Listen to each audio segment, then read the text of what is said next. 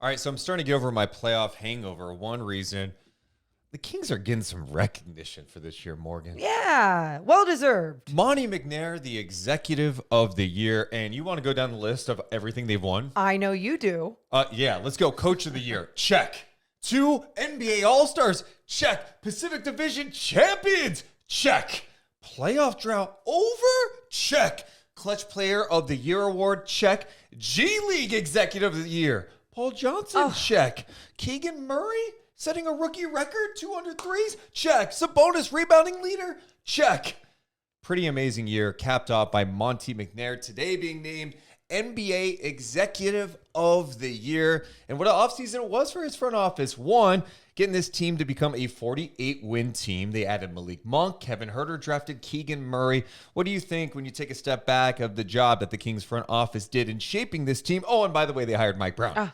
Yeah, I mean, fantastic job. Not only because of the way that everything turned out, right? I think when you look at the W's in the win-loss column, you're like, oh, that validates everything. But no, you have to really dig deep and look at the culture and everything else that changed, the style of play on the floor that changed, the players that made this work. We've talked about this year after year. Sacramento, smaller market. It's hard to get those free agents here. It's hard to get guys here that want to play and prove to them that, hey, there can be winning basketball here, and you're going to have some of the best fans in the world if you come to Sacramento. But you got to do that by having winning basketball out there on the floor. And that's exactly what Monte McNair and his crew brought in this season. Deuce, I've talked about this with you so many times.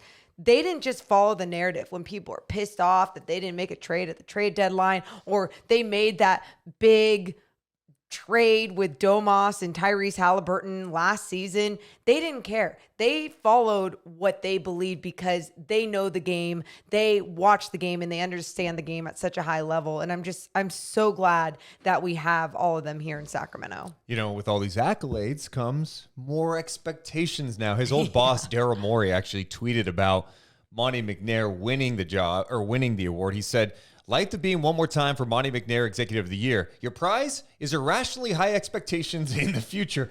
But that's the fun. This is what it's about. If you're a competitor, if you're someone trying to build a team, all right, so you made the playoffs. The next step is, how do you win a playoff round? How do you contend? One thing McNair was asked about today at his end of season press conference was, okay, what's the next step?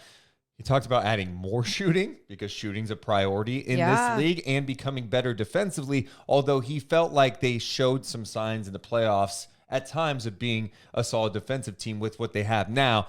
They're definitely going to have to add to that come this offseason. And a lot of that goes to Mike Brown and his system defensively, getting the most out of guys and having something that works for a really good team defense. I mean, playoff worthy team defense in the NBA. So now if you get Mike Brown, some even better defenders within that system, yeah, things are just going to go up to the next level. And it's the truth that you look at all these awards, all these things that the Kings did this season. Got to take it to the next step next season. And reshaping this team was not an easy task for Monte McNair. And we only look at what he did over this past offseason because that's what the award is for. So we mentioned Malik Monk, Keegan Murray, who showed some serious signs. Monk was awesome this year. Kevin Huerter had a really good regular season. But even if you rewind back a little bit, the Sabonis trade, getting Trey Lyles. That's it. I think Monte and his front office have done a great job. I'm excited what they do this offseason to try to get this team to the next level. Let's go.